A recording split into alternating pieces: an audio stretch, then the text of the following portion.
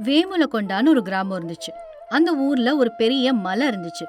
அந்த மலையில ஊர் மக்களுக்கு தேவையான விறகுகள், பழங்கள், அப்புறம் காய்கறிகள் ஏராளமா கிடைச்சது. ஆனா அங்க போறதுக்கு மட்டும் எல்லாருக்கும் பயம். அதனால அவங்க பக்கத்து ஊருக்கே போய் எல்லா பொருட்களையும் வாங்கிப்பாங்க. ஒரு நாள் ஊர் பெரியவர், என்னவோ நாராயணா, நம்ம ஊர்லயே தேவையான பொருள் எல்லாம் இருந்தும் பக்கத்து ஊருக்கு போய் வாங்க வேண்டியதா இருக்கு. உண்மைதான் பெரியய்யா. அந்த மலை மேல ஏறி போறதுக்கு எல்லாருக்கும் பயம். ஆமா பெரியய்யா, அதெல்லாம் நம்ம இனி மறக்க வேண்டியதுதான்.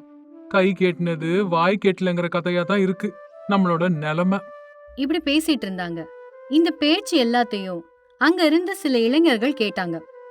நாராயண மாமா, நானும் சின்ன வயசுல இருந்து கேட்டுட்டு இருக்கேன். அந்த மலை மேல ஏறுறதுக்கு எல்லாரும் ஏன் இவ்ளோ பயப்படுறாங்க? தெரியல தம்பி. எப்பவோ ஒரு தடவை நம்ம ஊர் பாட்டி சாவித்திரியோட பேரன் அந்த மலைக்கு போயிட்டு திரும்பி வரவே இல்லையாம். சரி, அவனுக்கு என்னதாச்சு? அவனை தேடி எல்லாரும் போனாங்க. ஆனா அவன் கிடைக்கவே இல்ல. அன்னையில இருந்து எல்லாருக்கும் ஒரு பயம் வந்துருச்சு. அங்க ஏதோ ஒரு தீய சக்தி இருக்கிறதா எல்லாரும் பேசிக்கிறாங்க. என்ன மாமா நீங்க? இந்த காலத்துல போய் இதெல்லாம் யாராவது நம்புவாங்களா? காலம் மாறுனதுனாலயே எல்லாமே மாறிடாது தம்பி. ஆமாப்பா, நீங்க கூட கொஞ்சம் ஜாக்கிரதையா இருங்க தம்பிங்களா. ஏதாவது விதண்டாவாதம் பேசிக்கிட்டு மலை பக்கமா போனீங்க, எங்களுக்கும் அதுக்கும் சம்பந்தம் கிடையாது. இப்படி எச்சரிக்கை பண்ணிட்டு அவங்க 2 பேரும் அங்கிருந்து கிளம்பி போயிட்டாங்க. ஆனா அந்த இளைஞர்கள் அதை பெருசா கண்டுக்கவே இல்ல. இப்போ சாவித்திரி பாட்டியோட வீட்ல மகனும் மருமகளும் என்னைக்கோ போய் சேர்ந்துட்டாங்க. இருந்த ஒரே ஒரு பேரனை மலை மாதிரி நம்பி இருந்த அவனும் இப்ப என்ன விட்டுட்டு போயிட்டான். இப்ப நான் என்ன செய்யறது இறைவா? அப்படி வருத்தப்பட்டுட்டு சாப்பாட்டுக்காக ஒவ்வொரு வீடா போய் அவங்க குடுக்கறத வாங்கி சாப்பிடுவா. அப்படி போன ஒரு நாள்ல, என்னம்மா சாவித்திரிம்மா, வந்துட்டியா? உனக்காக தான் காத்துட்டு இருந்தேன். எந்த தாய் பெத்த பிள்ளையோ நீ, தினமும் என்னோட பசிய நீ தீர்த்து வைக்கிறம்மா. நீ கூட எனக்கு அம்மா மாதிரி தானே, வா சாப்பிடு. இப்படி பாசத்தோட பரிமாறினா லீலாவதி. அப்போ ஊர் பெரியவரோட மனைவி சுலோச்சனா அங்க வந்தா. காலையிலேயே சாப்பாட்டுக்காக வீட்டு வாசல்ல வந்து நின்னுட்டியா? என்னாச்சும்மா? இன்னும் என்ன ஆகணும்? உன் பேரன் தான் எங்களை மலை ஏற விடாம தடுத்துட்டான். இப்போ எங்களுக்கு என்ன தேவைனாலும் பணம் செலவு பண்ணி பக்கத்து ஊர்ல போய் வாங்கிட்டு வர வேண்டியதா இருக்கு. நீயும் இப்படி வீடு வீடா ஏறி சாப்பாடு சாப்பிட்டுட்டு இருக்க. சுலோச்சனா அண்ணி, இப்போ என்ன ஆயிடுச்சு? ஒரு பிடி சாப்பாடு தானே. ஆ, உனக்கு அப்படிதான் தெரியும். அப்படி சாவித்திரியை திட்டிக்கிட்டே அங்கிருந்து போயிடுறா. இதனால சாவித்திரி மன வருத்தத்தோட வீட்டுக்கு வந்தாங்க. அப்போ அவங்களுக்கு ஒரு ஆலோசனை வந்துச்சு. அவங்க தனக்கு தானே இந்த மாதிரி யோசிச்சாங்க. மலை மேல எல்லாமே இருக்கும்போது நான் எதுக்கு இவங்க கிட்ட எல்லாம் பேச்சு வாங்கணும்? அப்படி முடிவெடுத்து சாவித்திரி அமைதியா தன்னோட சின்ன பைய எடுத்துக்கிறாங்க. அதுல கொஞ்சம் அரிசி, பருப்பு, ஒரு பழைய பாத்திரம் எல்லாத்தையும் எடுத்துக்கிட்டு மலைய நோக்கி நடக்க ஆரம்பிச்சாங்க. ரொம்பவும் சிரமப்பட்டு மலை ஏறி சாவித்திரி அங்க போனாங்க. சுத்தி இருக்கிற காட்சிகளை பார்த்து ஆச்சரியப்பட்டாங்க. அடடா, இவ்வளோ காய்கறி, பழம், விறகு எல்லாம் இருந்தும் கூட இந்த ஊர் மக்கள் ஏன் இப்படி பயப்படுறாங்க? அப்படி நிம்மதியா அங்கேயே வாழ ஆரம்பிச்சாங்க. ஒரு நாள் மதியானம் வழி தவறின 2 கூலி தொழிலாளர்கள் அந்த பக்கமா வந்தாங்க. ஏய், எங்கடா கூட்டிட்டு வந்திருக்க? இங்க இருந்து வெளியில போறதுக்கு ஒரு வழியுமே தெரியலையே. என்னவோ அண்ணே, எனக்கும் ஒண்ணுமே புரியல. எங்க போகணும்னு உனக்கு சரியா ஏதாவது தெரியுமா? ஒரு 2-3 தடவை நம்ம மேஸ்திரியோட சேர்ந்து இப்படிதான் பக்கத்து ஊருக்கு போயிருக்கோம். இது குறுக்கு வழி அண்ணா. என்னவோ சொல்ற, எனக்கு பசி வேற உயிர் போகுது. அண்ணே அண்ணே, கோவப்படாத அண்ணே, நான் எப்படியாவது உன்னை கூட்டு போயிருவேன். டேய், இங்க எனக்கு பசி உயிர் போகுதுன்னு சொல்றேன், உனக்கு புரியுதா? ஓ, அதுவா? அங்க ஏதோ புகை வருது பாருண்ணா, வா அங்க போய் பார்க்கலாம். இப்படி சொல்றான். 2 பேரும் கொஞ்சம் தூரம் முன்னேறி போய் பார்த்தாங்க.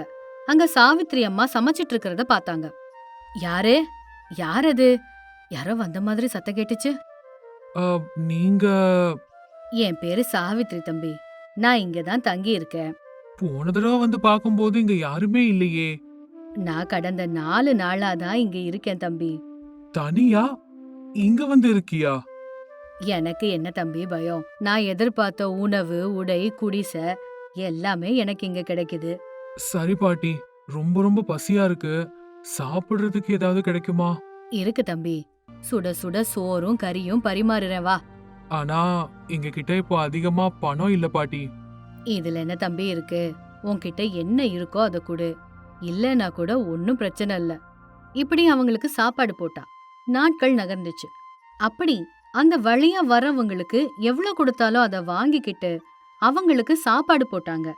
கொஞ்ச நாட்களுக்கு அப்புறமா மேஸ்திரி ஐயா, நாங்க இங்கதான் சாப்பாடு சாப்பிட்டோம், ரொம்ப நல்லா இருக்கும். அப்படியா? சரி, வாங்க போலாம். இப்படி தினமும் கூலி வேலை செய்யறவங்க எல்லாரும் சாவித்ரி அம்மா கிட்டவே சாப்பிட ஆரம்பிச்சாங்க. அப்படி அந்த சின்ன குடிசை மெல்ல மெல்ல ஒரு ஹோட்டலா மாறிச்சு. ஊர்ல லீலாவதி பக்கத்து வீட்டு ராதா கிட்ட, ராதா நீ கொஞ்ச நாட்களாவே சாவித்ரி அம்மா வீட்டுக்கு வரவே இல்லையே. ஆமாடி, நானே உங்ககிட்ட கேட்கணும்னு இருந்தேன். நேத்து ராத்திரி சமைச்ச சாப்பாடெல்லாம் அப்படியே இருக்கு. ஐயோ, சாப்பாட பத்தி நான் கேக்கல. சாவித்ரி அம்மாவுக்கு என்ன ஆச்சோ என்னவோ. என்னவோடி, எனக்கும் ஒன்னும் தெரியல. இப்படி இவங்க 2 பேரும் பேசிக்கிறாங்க. விஷயம் மெல்ல மெல்ல ஊர் முழுக்க பரவ ஆரம்பிக்குது. இத கேட்ட நாராயணன் ஊர் பெரியவர்ட்ட, பெரியய்யா, அந்த சாவித்ரி அம்மாவ கொஞ்ச நாளா ஊருக்குள்ள காணலையா, தெரியுமா? அப்படியா? ஆமா பெரியய்யா, அவங்கள தேடி நம்ம போக வேண்டாமா? அதெல்லாம் ஒரு அவசியமும் இல்ல நாராயணா, போய் அவங்க வேலைய பாருங்க. இப்படி சொன்னாரு. கொஞ்ச நாள்லயே மலை மேல ஒரு ஹோட்டல் இருக்கிறத பத்தி எல்லாருக்கும் தெரிய வருது. ஆனா அதை நடத்துறது சாவித்ரி தான்னு யாருக்குமே தெரியாது. டேய், மலை மேல யாரோ ஹோட்டல் வச்சிருக்காங்களா? ஒரு தடவை நம்ம போய் பார்த்தா என்ன? ஆமாடா, வீட்ல சாப்பாடு சாப்பிட்டு சாப்பிட்டு நாக்கெல்லாம் செத்து போச்சு. ஆனா நாராயண மாமாவும் ஊர் பெரியவரும் மலை மேல போக கூடாதுன்னு சொல்லிருக்காங்களே. அவங்க அப்படிதான் ஏதாவது சொல்லிட்டு இருப்பாங்க.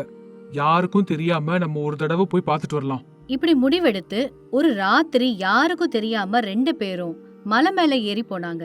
அங்க சாவித்ரி அம்மாவை பார்த்ததும் ஆச்சரியப்பட்டாங்க. வார்த்தையே வரல. பாட்டி, நீங்களா? நீங்க இங்க என்ன செய்றீங்க? இங்க ஹோட்டல் நடத்திட்டு இருக்கிறது நீங்க தானா? ஆமா தம்பி, நானே தான். உன்னை பத்தி ஊருக்குள்ள என்னலாமோ பேசிக்கிறாங்க பாட்டி. ஆமா, நீங்க ஊரை விட்டு போயிட்டீங்கன்னு எல்லாரும் நினைச்சிட்டு இருக்காங்க. ஊருக்கு பொழைக்க வந்த கூலிங்க கொஞ்சம் பேர் சொன்னாங்க, மலை மேல ஏதோ ஹோட்டல் இருக்கு, சாப்பாடு ரொம்ப ரொம்ப பிரமாதமா இருக்குன்னு. போட்டும் தம்பி, வயிறு நிறைய சாப்பிட்டுட்டு கிளம்புங்க. ஆனா பாட்டி, பைசா உங்களுக்கு என் பேர வயசு தம்பி, வயிறு நிறைய சாப்பிடுங்க, பணம் இல்லைன்னா கூட பரவாயில்ல. இப்படி அவங்களுக்கு சாப்பாடு பரிமாறினா. அவங்க கீழே வந்து ஊர் மக்கள் எல்லார்கிட்டயும் இந்த விஷயத்த சொன்னாங்க. விஷயம் தெரிஞ்சதும் ஊரே ஆச்சரியப்பட்டுச்சு. நாராயண மாமா, மலை மேல பயப்படுற மாதிரி ஒண்ணுமே இல்ல. அது மட்டும் இல்லாம அங்க நம்ம சாவித்ரி பாட்டி ஒரு சின்ன ஹோட்டல் வச்சு நடத்துறாங்க. என்னது? என்ன சொல்ற? உண்மைதானா? உண்மைதான் மாமா. நாராயணா, பசங்க ஏதோ சொல்லிட்டு இருக்காங்க, அது என்னன்னு போய் பார்த்துட்டு வா. சரி பெரியய்யா, நான் இவங்களோட சேர்ந்து ஒரு தடவை போய் பார்த்துட்டு வரேன். அடுத்த நாள் நாராயணன் அப்புறம் இளைஞர்கள் எல்லாரும் சேர்ந்து மலை மேல போனாங்க. சாவித்ரி அம்மா, நீங்க தானா இது? இவ்ளோ பெரிய காரியம் பண்ணிட்டீங்க. இதுல என்ன தம்பி, எனக்கு கிடைச்சத வச்சு சமையல் பண்ணி எல்லாருக்கும் கொடுத்தேன், அவ்வளவுதான். பணம் கூட அதிகமா நீங்க வாங்கிக்கிறது இல்லையாமே. பசியோட வர்றவங்களுக்கு வயிறு நிறைஞ்சா போதும் தம்பி. மாமா, இங்க பயப்படுறதுக்கு எதுவுமே இல்ல. ஆமாடா, நம்ம தான் அனாவசியமா பயந்துருக்கோம். கொஞ்ச நேரத்துல ஊர் பெரியவர் கூட அங்க வந்தாரு. சாவித்ரி அம்மா, நாங்க உங்களை ரொம்ப தப்பா புரிஞ்சுக்கிட்டோம். இந்த ஹோட்டலை எல்லாருக்கும் பயன்படுற மாதிரி பண்ணணும். சரிங்க ஐயா, ஆனா மலை மேல ஏறி வர்றதுக்கு எல்லாருக்கும் சிரமமா இருக்குமே. அத பத்திலாம் நீ கவலைப்படாத பாட்டி, எங்களுக்கு நல்ல சமைச்சு போடு போதும். எனக்கு ரொம்ப சந்தோஷமா இருக்கு தம்பி. இப்படி மலை மேல பாட்டியோட ஹோட்டல் நாளுக்கு நாள் நல்ல பேர் வாங்குச்சு. பக்கத்துல இருக்கிற ஊர்ல இருந்து கூட மக்கள் அங்க வந்து சாப்பிட ஆரம்பிச்சாங்க. சாவித்ரி அம்மாவோட உணவுல இருந்த தாய் அன்பும் பாசமும் எல்லாருக்கும் அவங்களோட அம்மாவையும் வீட்டையும் ஞாபகப்படுத்துச்சு. ஒரு நாள் பக்கத்து ஒரு வியாபாரி அங்க வந்து, பாட்டி, இந்த ஹோட்டல் ரொம்ப நல்லா நடக்குது. நான் பணம் முதலீடு செய்யலான் இருக்கேன். இது ஒரு பெரிய ஹோட்டலா மாத்துறேன். நீ உட்கார்ந்த இடத்துல இருந்தே பணம் சம்பாதிக்கலாம். அதுக்கு சாவித்ரி அம்மா சிரிச்சுட்டே, எனக்கு பணம் முக்கியம் இல்ல தம்பி, பசியோட வர்றவங்களுக்கு சாப்பாடு போடுறதுதான் என் சந்தோஷம், அவ்வளவுதான். அந்த வார்த்தைகளை கேட்ட ஊர் மக்கள் எல்லாருக்கும் பெருமையா இருந்துச்சு. உடனே அவங்க எல்லாரும் சேர்ந்து மலைக்கு போறதுக்கு நல்ல பாதை அமைச்சாங்க. தண்ணீர் காய்கறிகள் எளிதா கிடைக்கிறதுக்கான ஏற்பாடுகள் பண்ணாங்க. கொஞ்ச காலத்திலேயே அந்த ஹோட்டல் வெறும் சாப்பிடுற இடமா மட்டும் இல்லாம ஊர் மக்கள் எல்லாரும் ஒண்ணு கூடி பேசி சிரிக்கிற இடமா மாறிச்சு. இப்படி இருக்கும்போது ஒரு நாள் சுலோச்சனா கூட அங்க வந்து, சாவித்ரி அம்மா, நான் உன்னை ரொம்பவும் காயப்படுத்திட்டேன், என்ன மன்னிச்சிடு அப்படி சொன்னான். சாவித்ரி அம்மா அன்போட, போனதை பத்தி எதுக்குமா பேசிக்கிட்டு, வா வந்து வயிறார சாப்பிடு, இப்படி அன்போட சாப்பாடு பரிமாறினா. இந்த கதையில இருந்து நம்ம தெரிஞ்சுக்கிட்ட நீதி என்னன்னா, பயம் நம்மள பின்னுக்கு தள்ளும், தைரியமும் நற்குணமும் நம்மள முன்னோக்கி கூட்டிட்டு போகும். நம்ம பகிரக்கூடிய அன்பு தான் உண்மையான செல்வம். ஒரு ஊர்ல ராமையா லக்ஷ்மணையான்னு 2 சகோதரர்கள் இருந்தாங்க. அவங்களோட பெற்றோர்கள் கிட்ட இருந்து பரம்பரையா வந்த நிலத்துல விவசாயம் செஞ்சு அவங்க வாழ்ந்து வந்தாங்க. அவங்க வாழ்க்கை ரொம்ப நிம்மதியா போயிட்டு இருந்துச்சு. ஒரு நாள் வயல்ல, அண்ணே, அப்பா நமக்கு இந்த நிலத்தை கொடுத்ததுனாலதான் நம்ம வாழ்க்கை எந்த பிரச்சனையும் இல்லாம நல்லா இருக்கு. ஆமா தம்பி, சாப்பாடு, துணிமணி, இருப்பிடம்னு எந்த குறைவும் இல்லாம நம்ம சந்தோஷமா தான் இருக்கோம். ஆனா என்னை விட நீதான் அதிகமா கஷ்டப்பட்டு உழைக்கிற. நான் கொஞ்சம் சோம்பேறியாவே தான் இருக்கேன். நீ சின்ன பையன், நீ எதுக்குடா கஷ்டப்பட்டுக்கிட்டு? நம்ம 2 பேர்ல யாரு கஷ்டப்பட்டாலும் ஒண்ணுதான் தம்பி. அப்படியே 2 பேரும் ஒற்றுமையா பேசிக்கிட்டே வேலை செஞ்சிட்டு இருந்தாங்க. அன்னைக்கு சாயங்காலம் வீட்டுக்கு போனதும் ராமையாவோட சரஸ்வதி வந்து பேசினா. வாங்க வாங்க, வெயில்ல கஷ்டப்பட்டு உழைச்சிட்டு வந்திருப்பீங்க, வந்து உட்காருங்க, சாப்பாடு போடுறேன். நான் அப்புறம் சாப்பிடுறேன் சரஸ்வதி, முதல்ல தம்பிக்கு பரிமாறு. ஐயோ அண்ணா, என்னை விட அதிகமான வேலை நீ தான் பார்த்த. முதல்ல நீ சாப்பிடு. சரி சரி, 2 பேருக்கும் சேர்த்தே பரிமாறுறேன் வாங்க. சரஸ்வதி 2 பேருக்கும் சாப்பாடு பரிமாறினா. அந்த நேரத்துல லக்ஷ்மணையாவோட மனைவி கௌரி கோழி குழம்போட அங்க வந்தா. நில்லுங்க நில்லுங்க, அந்த ருசியே இல்லாத குழம்பு ஏன் சாப்பிடுறீங்க? இந்த கோழி குழம்பு ஊத்தி சாப்பிடுங்க. கௌரி, என்ன பேச்சு இது? அண்ணியோட சமையல் எவ்வளவு ருசியா இருக்கும்னு உனக்கு தெரியும்ல? ஆமா ஆமா தெரியும் தான், நானும் பாத்துட்டு தானே இருக்கேன் உப்பு சப்பு இல்லாத அந்த சமையல. இப்படி கௌரி கேலி பண்ணுனா. ஆனா சரஸ்வதி அதை பெருந்தன்மையா எடுத்துக்கிட்டா. சண்டைய வழக்க அவ விரும்பல. சரி, நாளையில இருந்து இன்னும் நல்லா சமைக்கிறதுக்கு நான் முயற்சி பண்றேன். இன்னைக்கு கௌரி செஞ்ச குழம்பையே சாப்பிடுங்க. ஆமா தம்பி, இதையே சாப்பிடலாம். இப்படி ராமையா சொன்னா. இத கேட்டதும் கௌரி, நான் என் வீட்டுக்காரருக்கு மட்டும்தான் செஞ்சேன், இப்படி சொல்லிட்டு லக்ஷ்மணையாவுக்கு மட்டும் பரிமாறினா. இத பார்த்து மத்த 3 பேரும் அதிர்ச்சியாய் நின்னாங்க. லக்ஷ்மணையா கௌரி கிட்ட இப்படி கேட்டான். கௌரி, என்ன இது? எப்போ இல்லாத வழக்கமா இப்படி தனியா சமைக்கிறது, தனியா பரிமாறுறது? நல்லா இருக்கேன் நீங்க கேக்குறது? என் புருஷனுக்கு நான் சமைச்சு பரிமாறுறது கூட தப்பாயிடுமா? உனக்கு ஏதோ மூளை கலங்கிருச்சு. எனக்கு சோறு வேண்டாம், ஒண்ணு வேண்டாம். டேய் லக்ஷ்மணம், இங்க வாடா. சாப்பிட்டுட்டு இருக்கும்போது இப்படி பாதியில எந்திரிச்சு போக கூடாது. பின்ன என்ன செய்ய சொல்றீங்க அண்ணா? இவ என்ன பேசுறான்னு இவளுக்கு கொஞ்சமாவது புரியுதா இல்லையா? பாருங்க தம்பி, எதுவா இருந்தாலும் நாளைக்கு காலையில பேசிக்கலாம். முதல்ல நீங்க சாப்பிட்டுட்டு போங்க, அப்படி சொன்னா சரஸ்வதி. அவனும் அப்படியே செய்றான். அன்னைக்கு ராத்திரி வீட்ல எல்லாரும் அமைதியா இருந்தாங்க. மறுநாள் அவங்க வேலைக்கு போயிட்டாங்க. சரஸ்வதியும் காய்கறிகளுக்காக தோட்டத்துக்கு போயிட்டா. அப்போ பக்கத்து வீட்டு சுலோச்சனா அவங்க வீட்டுக்கு வந்து, அம்மாடி கௌரி, வீட்ல தான் இருக்கியா? பாட்டி வாங்க வாங்க, உங்களுக்காக தான் காத்துட்டு இருந்தேன். நல்ல வேளை இந்த சமயத்துல வீட்ல யாரும் இல்ல. நேத்து நான் சொன்னபடியே செஞ்சியா இல்லையா? அச்சு பெசகாம அப்படியே செஞ்சேன் பாட்டி. சரிதான், இப்படி மட்டும் பண்ணலனா நாளைக்கு உங்களுக்குன்னு ஒண்ணு மிஞ்சாது. இந்த கூட்டு குடும்பமா சேர்ந்து இருக்கிறதெல்லாம் பெரிய தொல்லை, வாழ்க்கைக்கு உதவாது. அப்படியா பாட்டி? ஆமாம்மா, நீ என் பொண்ணு மாதிரிங்கிறதுனால சொல்றேன். இல்லேனா எனக்கு என்ன வந்துச்சு சொல்லு? பாட்டி நீங்க என்ன சொன்னாலும் அது மாதிரியே செய்றேன். மத்ததையும் கூட நான் சொன்ன மாதிரி செஞ்சிட்டேன்னா நீ நினைச்சது உனக்கு கிடைக்கும்டி. சரிங்க பாட்டி, இப்படி சொன்னா. 2 பேரும் கொஞ்ச நேரம் பேசிட்டு இருந்தாங்க. அதுக்குள்ள சரஸ்வதி அங்க வரவும் சுலோச்சனா கிளம்பி போயிட்டா. கௌரி, இந்த சுலோச்சனா பாட்டி இப்பெல்லாம் அடிக்கடி நம்ம வீட்டுக்கு வராங்களே, ஏன்? நல்லா இருக்க, அக்கம் பக்கத்து வீட்ல இருக்கிறவங்க வீட்டுக்கு வந்து போய் இருக்க மாட்டாங்களா என்ன? அதுக்கு சொல்லல, இப்படி அடுத்தவங்க நம்ம வீட்டுக்குள்ள அடிக்கடி வர்றது நமக்கு நல்லதுக்கு இல்ல. நீ யாருக்கிட்டயும் பேசாம உம்முன்னு இருக்கங்கிறதுக்காக எல்லாரும் அப்படியே இருப்பாங்களா? நம்ம மேல அக்கறை இருக்கிறவங்க வரத்தான் செய்வாங்க. சரிம்மா, நான் எதுவும் சொல்லல. அப்படி சொல்லிட்டு உள்ள போயிட்டா சரஸ்வதி. அன்னைக்கு சாயங்காலம் லக்ஷ்மணையா வீட்டுக்கு வந்ததுக்கு அப்புறம் அவன்கிட்ட போய் கௌரி, என்னங்க நேத்துல இருந்து நீங்க என்கிட்ட சரியாவே பேச மாட்டேங்கிறீங்க. எதுக்கு பேசணும்? என்ன பேசணும்? நேத்து ராத்திரி நீ செஞ்ச காரியம் ஏதாவது சரியா இருக்கா சொல்லு. ஐயோ, அது இல்லங்க, இது வரைக்கும் நம்ம ஒன்னாதான் இருந்தோம், நல்லாதான் இருந்துச்சு. ஆனா நாளைக்கு ஒரு உப்பு பருப்பு கூட அவங்க போடுறதுதான் நம்ம சாப்பிடணுமா? நமக்குன்னு தனியா எதுவும் வேண்டாமா சொல்லுங்க? பாரு கௌரி, எங்களோடது ஆரம்பத்துல இருந்தே கூட்டு குடும்பம் தான். எது செஞ்சாலும் அதை நாங்க ஒன்னாதான் செய்வோம். இப்போ எல்லாம் நல்லாதாங்க இருக்கும். நாளைக்கு ஒரு குழந்தை குட்டின்னு வரும்போது தான் இதோட கஷ்டம் என்னன்னு புரியும். இப்ப என்ன சொல்ல வர? எது எப்படியோ தனித்தனியா இருக்கிறது தாங்க எல்லாருக்கும் நல்லது. அப்படி கோபமா அங்கிருந்து போயிட்டா கௌரி. லக்ஷ்மணையாக்கு என்ன பண்றதுன்னு தெரியல, மௌனமா இருந்துட்டான். ஒரு 2 நாள் போச்சு. டேய் லக்ஷ்மணையா, என்னடா 2 நாளா ஏதோ மாதிரி அமைதியா இருக்க? ஒன்னும் இல்ல அண்ணா. வீட்ல நடக்கிற விஷயங்களை பத்தி ரொம்ப யோசிச்சுட்டு இருக்கியா? ஐயோ, அப்படிலாம் எதுவும் இல்ல அண்ணன். இப்படி விஷயத்த மறைக்க பார்த்தான். வீட்ல கௌரியோட தொல்லை அதிகமாயிட்டே இருந்துச்சு. ஒரு நாள் ராத்திரி சாப்பாடு சாப்பிடும்போது, அண்ணன், அண்ணி, உங்ககிட்ட ஒரு விஷயம் சொல்லணும். என்ன தம்பி? அது மதனி, இனிமே ஆளாளுக்கு தனியா இருக்கிறது தான் நல்லதுன்னு தோணுது.